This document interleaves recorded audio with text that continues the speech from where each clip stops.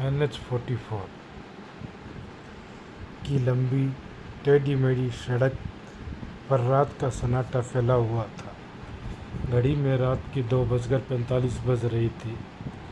एक पुरानी टाटा सुमो जिसमें सवार थे 4 दोस्त, राघव, रंजन, नीरज और हर्ष। वे सभी दिल्ली से अमृतसर जा रहे थे अपनी एक दोस्त की शादी में। तभी उनमें से एक, अबे यार, भूख से जान निकली जा रही है, हर्ष ने ऊब कर कहा। इतनी रात को ढाबा कहाँ मिलेगा? रंजन ने थकी हुई आवाज़ में कहा।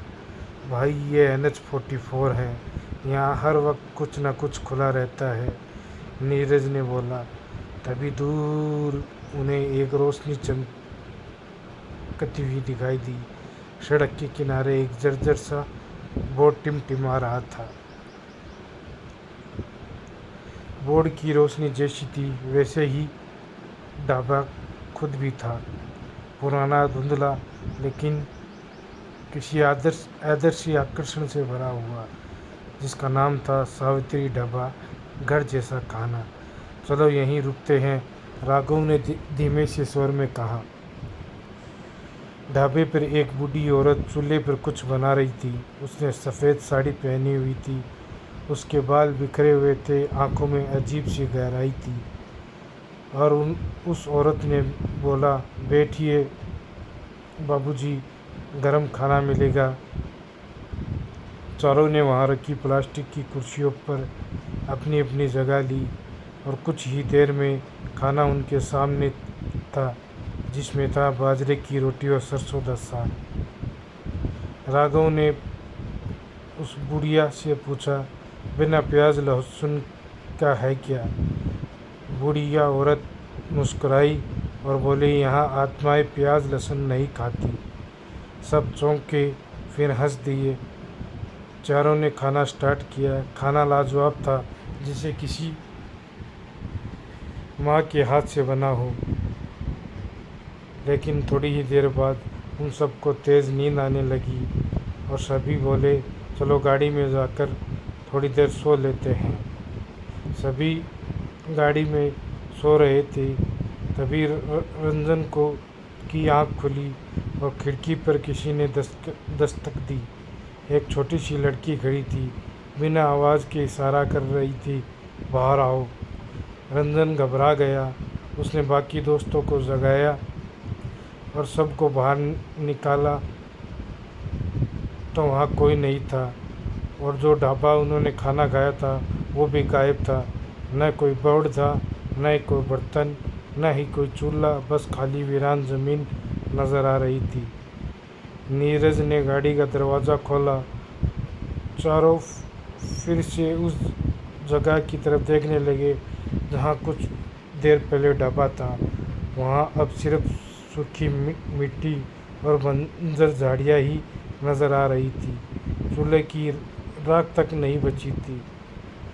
क्या हमने अभी जो देखा, क्या वो सपना था? हर्ष ने कांपती हुई आवाज़ में कहा। सपना? सपना कैसा? रंजन बोला, वो लड़की भी सपना थी क्या? राघव चुपचाप ज़मीन की तरफ देख रहा था। राघव, नीरज ने धीरे से पूछा। मैंने इससे पहले देखा है, राघव ने बुदबुदाते हुए कहा। क्या देखा है? ये ढाबा, ये बूढ़ी औरत और वो लड़की, ये सब। तीनों दोस्त एक साथ चौंके। तू जानता है इस जगह को? राघव ने गहरी सांस ली। जब मैं छोटा था, शायद 10 साल का, हमारे परिवार ने एक बार अमृतसर रोड पर एक ढाबे पर खाना खाया था। कुछ ऐसा ही नाम था उस ढाबे का, सावित्री ढाबा। फिर खाने के बाद मेरी माँ की तबीयत अचानक ख़राब हो गई थी। हमने सोचा खाना ख़राब था, पर डॉक्टरों ने कहा यह कोई आम बीमारी नहीं है। तू ये सब पहले क्यों नहीं बोला? हर्ष ने घबराते हुए कहा। क्योंकि तब मुझे लगा कि बस ये कोई इत्तेफाक हो सकता है। लेकिन अब क्या? नीरज ने गाड़ी स्टार्ट की और हमें यहाँ नहीं रुकना चाहिए। लेकिन जैसे ही उन्होंने सड़क पर गाड़ी मोड़ी, सामने एक लड़की खड़ी थी। जिसकी आंखों से खून बह रहा था, उसने अपना हाथ उठाया और बोली, रुक जाओ, अब बहुत देर हो चुकी है। चारों के शरीर जैसे ठंडे पड़ गए हों। लड़की भी धीरे धीरे हवा में गुल हो गई। लड़की के गायब होते ही चारों के होश उड़ गए। ये सपना नहीं हो सकता, राघव ने धीरे से कहा। रंजन ने हिम्मत जुटाकर गूगल मैप चेक किया। यहाँ कोई सावित्री ढाबा दर्ज नहीं है। इस जगह को तो ब्लैक स्पॉट कहा जाता है। यहाँ कई एक्सीडेंट हुए हैं यहाँ, और लोग कहते हैं इस तरह रास्ते पर कई आत्माएं गाड़ी को रोकती है। नीरज ने गाड़ी घुमाई और तेज़ी से आगे बढ़ाया, लेकिन गाड़ी की लाइट्स बार बार फेल होने लगी और थोड़ी दूर जाकर अचानक गाड़ी रुक गई। चारों उतरकर गाड़ी को देख ही रहे थे कि पीछे से झाड़ियों से एक सरसराहट सी और करहाने की आवाज़ उन्हें सुनाई दी। सबने पीछे मुड़कर पलट कर देखा तो एक बूढ़ा आदमी पुराने फटे कपड़ों में आंखों की गड्ढे में धसी हुई उन्हें दिखाई दिया। उस बूढ़े आदमी ने बोला, तुमने ढाबे पर खाना खाया है? उसकी आवाज़ में कंपकपी थी। चारों ने सिर हिलाया। हाँ, हमने यहाँ खाना खाया है। तो वो बूढ़ा बोला, अब वो तुम्हें जाने नहीं देंगे। तो रंजन बोला, कौन? तो बूढ़ा बोला, सावित्री और उसकी बेटियाँ। वो तुम्हारी आत्मा से खाना बनवाएगी जैसा उन्होंने मुझसे करवाया। राघव चौंका, तुम कौन हो? मैं वही हूँ, इस ढाबे का पहला शिकार, साल 1986 में। चारों घबरा गए। तभी एक तेज़ हवा चली और बूढ़ा कहीं गायब हो गया। अब उनकी गाड़ी खुद ब खुद स्टार्ट हो गई, लेकिन वो उल्टी दिशा में चलने लगी और वापस उसी जगह पहुंच गई जहां पर वो ढाबा था। लेकिन इस बार उन्हें वो ढाबा फिर से दिखाई दिया, लेकिन अब वह वीरान नहीं था। वहाँ दर्जनों आत्माएं थी और चारों दोस्तों की थालियाँ भी सज चुकी थी। चारों दोस्त मानो जैसे कोई ट्रांस हो चुके थे। उनके सामने फिर वही बूढ़ी औरत प्रकट हुई, सावित्री। लेकिन अब उसके चेहरे पर न तो मातृत्व था और न ही कोई, बल्कि उसके चेहरे पर अब एक कठोरता और असहनीय पीड़ा थी। तुम आ गए, उसने कहा। अब तुम्हें भी वही करना होगा जो बाकी करते हैं। राघव चीखा, हमने क्या किया है तुम्हारा? तुमने जो खाना खाया है, अब तुम इसी ढाबे के हिस्सा बन चुके हो, बुढ़िया औरत ने बोला। आस पास मौजूद और आत्माएं भी धीरे धीरे उनके पास आने लगी। कोई औरतें थी, कोई बच्चे और कुछ वर्द की आत्माएं। उनके चेहरे विकृत, लेकिन आंखों में करुणा थी। ये सब कौन है? नीरज ने कांपते हुए पूछा। एक लड़की की आत्मा सामने आई, वही जिसने उन्हें पहली बार इशारा किया था। हम यात्री हैं, कुछ भूले से रुके थे और कुछ को ज़बरदस्ती रोका गया और हम सब यहीं के होके रह गए। लेकिन क्यों? रंजन ने पूछा। सावित्री कभी जिंदा थी, उसका ये ढाबा चलता था। एक रात कुछ लुटेरों ने उसके पति को मार डाला और उसकी बेटियों को अगवा कर बलात्कार किया गया और उसे आग के अंदर जिंदा जला दिया गया। तब से उसकी आत्मा यहाँ भटक रही है।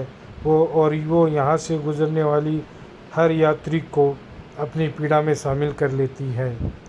हर्ष घबराया, इसका मतलब हम भी? लड़की ने बोला, नहीं, अब भी तुम जा सकते हो अगर तुम इस ढाबे को जला सको। राघव ने जल्दी से गाड़ी के डिग्गी से एक तेल का डिब्बा उठाया और माचिस अपनी जेब से माचिस निकाली। अगर यही तरीका है तो मैं यह करूँगा। आत्माएं पीछे हटने लगी। सावित्री चीखने लगी, नहीं, तुम मेरे ढाबे पर आग नहीं लगा सकते, ये आग मुझे फिर से मार डालेगी। तभी राघव ने तेल का डब्बा वहाँ बिखरे दिया और राघव ने वहाँ माचिस की तीली से आग लगा दी।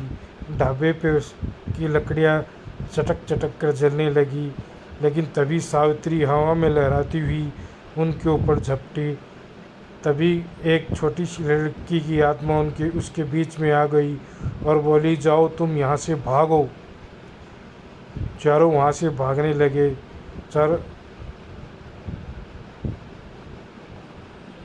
चारों ने गाड़ी स्टार्ट कर वहाँ से भागने लगे। पीछे से आग की लपटों में ढाबा जलता रहा और आत्माएं एक एक करके मुक्त होती गई। तो फ्रेंड्स, ये थी एक भूतिया ढाबे की कहानी NH-44 की। तो फ्रेंड्स, आपको ये कहानी कैसी लगी आप मुझे कमेंट के थ्रू ज़रूर बताएं। और यदि आपके पास भी कोई कहानी है तो मुझे कमेंट में ज़रूर लिखें। और यदि आपको ये कहानी पसंद आई हो तो लाइक एंड कमेंट ज़रूर करें। फिर से लेके आएंगे एक नई कहानी। तब तक के लिए जय हिंद, जय भारत।